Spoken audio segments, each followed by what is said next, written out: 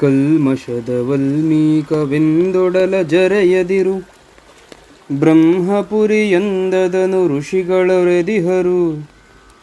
ಹಮ್ಮುಳ್ಳ ಹಯವ ಕಾಪಿಟ್ಟು ಕಡಿವಣ ತೊಡಿಸೆ ನಮ್ಮ ಗುರಿಗೈದಿಪುದು ಮಂಕುತಿಮ್ಮ.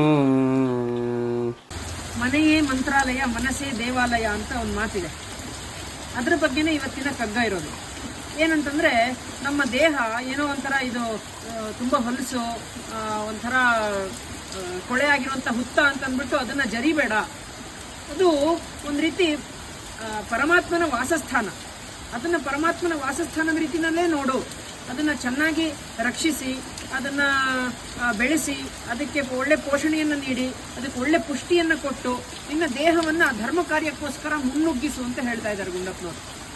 ನಮ್ಮ ದೇಹವನ್ನು ಒಂದು ರೀತಿ ದೇಹದಲ್ಲಿ 5 ಇಂದ್ರಿಯಗಳಿದೆಯಲ್ಲ, ಆ ಇಂದ್ರಿಯಗಳನ್ನು ಕುದುರೆಯನ್ನು ನಾವು ಹೇಗೆ ಕಂಟ್ರೋಲ್ ಮಾಡಿ ಹಿಡಿತಕ್ಕೆ ತಗೊಂಡು ಅದಕ್ಕೆ ಚೆನ್ನಾಗಿ ಪೋಷಣೆ ಮಾಡಿದ್ರೆ ಹೇಗೆ ಹೆಚ್ಚು ವೇಗದಲ್ಲಿ ಮುಂದಕ್ಕೆ ನುಗ್ಗುತ್ತೋ, ಅದೇ ರೀತಿ ನಮ್ಮ ದೇಹವನ್ನು, ನಮ್ಮ ಇಂದ್ರಿಯಗಳನ್ನು ಕಾಪಾಡಿಕೊಳ್ಬೇಕು ಅಂತ ಗುಂಡಪ್ಪನವ್ರು ಹೇಳ್ತಾ ಇದ್ದಾರೆ.